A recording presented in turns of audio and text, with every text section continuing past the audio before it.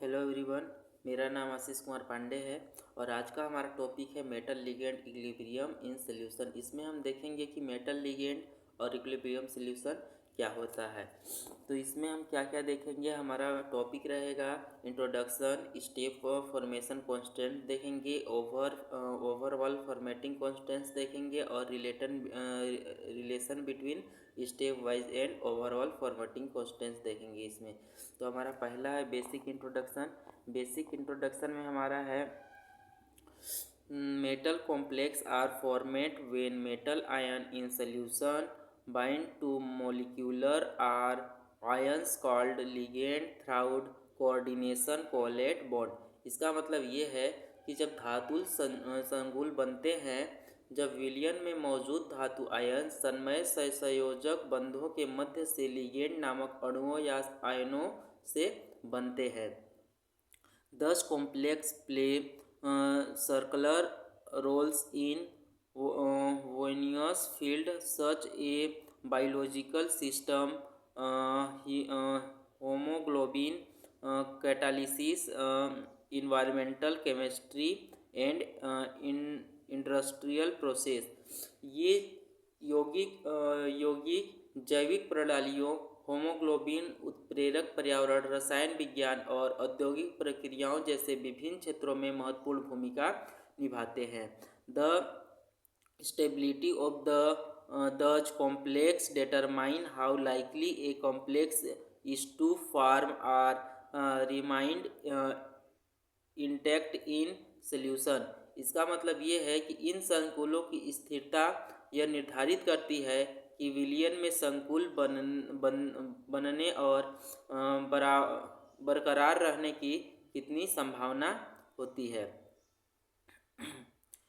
अगला पॉइंट हमारा है stability depend on the equilibrium between free metal ion, free ligands and the complex format. स्थिरता मुक्त धातु आयन, मुक्त लिगेंड और निर्मित जटिल यौगिक के बीच संतुलन पर निर्भर करता है। Understanding the stability help in predicting reacting behavior, designing selective reagent and controlling metal ion transport। इसका मतलब ये है कि स्थिरता को समझने से प्रतिक्रिया व्यवहार की भविष्यवाणी करने, चयनात्मक अभिक्रियाओं को डिजाइन करने और धातु आयनों को नियंत्रण करने में मदद करती है।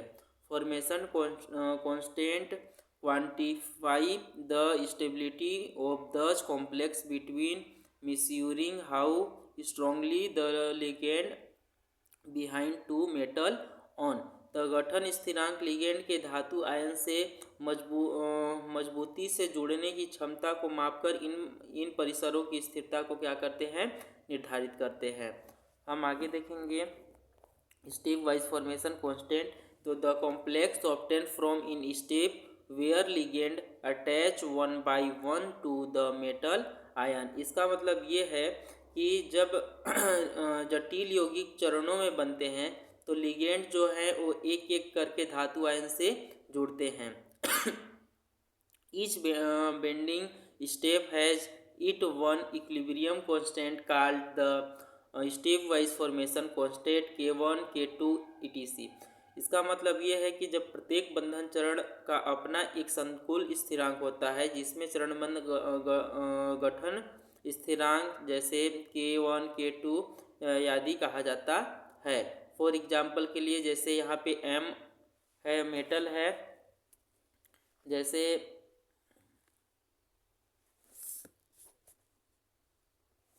यहाँ पे आप देख सकते हैं कि यहाँ पे M जैसे M plus L equal to क्या है, ML। इसका मतलब ये है कि एक मेटल जब लिगेंड से जुड़ता है तो Ml मेटल लिगेंड बनता है, इसको कांस्टेंट 1 देते हैं। लेकिन यहीं पे जब एक मेटल लिगेंड दूसरे लिगेंड के साथ जुड़ता है तो इसमें बनेगा Ml2, जिसको हम क्या बोलते हैं Ml2 मतलब ये क्या है, हमारा कांस्टेंट है।